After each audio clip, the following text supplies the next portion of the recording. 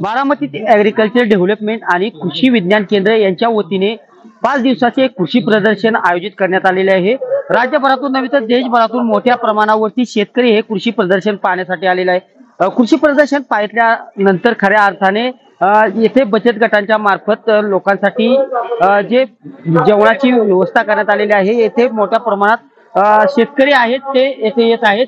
भीमथडी यात्रेमध्ये लोक आपला सहभाग नोंदवत आहेत आणि वेगवेगळे चविष्ट पदार्थ देखील खात आहेत। आपण या भीमथडी यात्रेमध्ये आहोत। आपण पाहू शकता की विविध प्रकारचे येथे मच्छीची थाळी असेल किंवा चिकन थाळी असेल असे विविध पदार्थ येथे मिळत आहेत। एकंदरीत शेतकरी कृषी प्रदर्शन पाहिल्यानंतर खऱ्या अर्थाने येथे हे चविष्ट पदार्थ खाण्यासाठी येत आहेत। आपण बारामतीतील जे अध्यक्ष महिला बचत गट आहेत यांच्या वतीने मच्छी थाळी देण्यात येत आहे आणि मोठ्या प्रमाणात आपण पाहू शकता की येथे गर्दी झालेली आहे आणि शेतकरी खऱ्या अर्थाने या मच्छीची चव घेत आहेत। आपल्या सोबत काका आहेत। काका काय सांगाल, कसा अनुभव आहे एकंदरीत?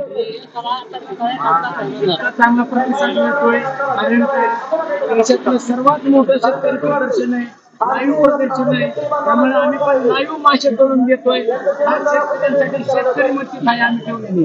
आज 4था दिवस आहे। 4 दिवसात कशा पद्धतीचा प्रतिसाद मिळाला? इतका उत्तम प्रतिसाद मिळाला आहे की सांगायला म्हणजे एवढं ही होत आहे, भरपूर प्रतिसाद मिळाला आहे। नक्कीच ही बचत गटाच्या वतीने शेतकऱ्यांना व्यवस्था करण्यात आलेली आहे आणि विविध पदार्थ त्यामध्ये पाणीपुरी असेल, वडापाव असेल किंवा चिकन थाळी असेल, मच्छी थाळी असेल, हे शेतकरी कृषी प्रदर्शन पाहतात आणि नंतर खऱ्या अर्थाने हे चविष्ट पदार्थ खाण्यासाठी येत असतात। एकंदरीतच कृषी प्रदर्शनाचा आज 4था दिवस आहे आणि देशभरातून नव्हे तर राज्यभरातून लाखो शेतकऱ्यांनी येथे पिकांची म्हणा किंवा फळांची पाहणी केलेली आहे आणि त्यानंतर खऱ्या अर्थाने भीमथडी यात्रा आहे। या भीमथडी यात्रेमध्ये शेतकरी येत आहेत आणि चविष्ट पदार्थांचा स्वाद घेत आहेत। कॅमेरा पर्सन विकीसह मी दीपक कापरे, TV9 मराठी, बारामती।